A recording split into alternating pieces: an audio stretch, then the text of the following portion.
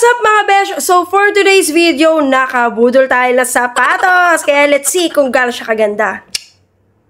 So eto na guys, the moment of truth. Tingnan po natin ang aming in-order na Nike Air Force 1. Oh my God. Tingnan natin guys kung gaano siya ka-legit. Ayan, so as you can see guys, all white lang siya. Ayan, so ang ganda niya kasi ang kapal.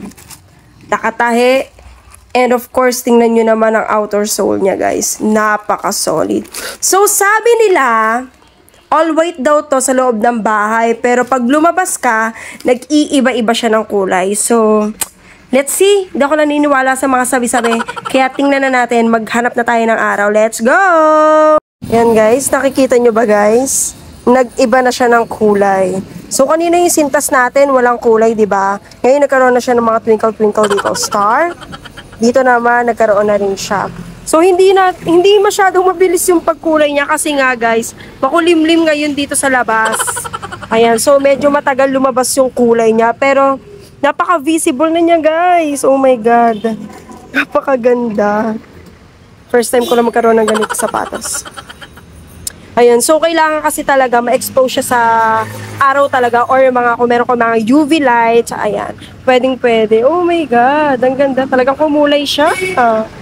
Samantalang kanina, di ba, all white siya. Kinabahan nga ako kanina, akala ko di siya kukulay. Tapong ko talaga to. Chares. Corn. Ano to? Pero tingnan mo guys, oh. Sige, testingin natin. Kapag UV light siya, kaso maliit lang, pansalamin lang kasi to. No. Oh. Ang galing, oh my God. No. Ang galing niya, oh. Kumukulay talaga siya.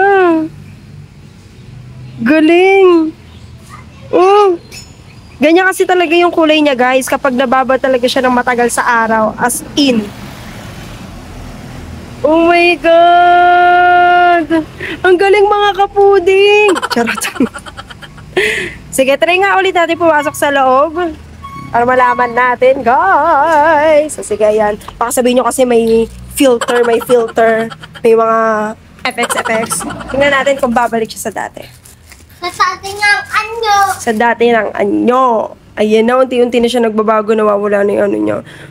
Wala, shit, ang galing. Pati yung mga star niya sa sintas na wala, oh. Wala, ang galing. Kaya ano pang hinihintay nyo, guys? Umorder na kayo sa Cozy Kicks. Ayan, just follow their page. Ayan, makikita nyo po ang iba't ibang design na kanilang binibentang sapatos. And of course, sa murang halaga, hindi ka mapapamura sa legit. Bye-bye!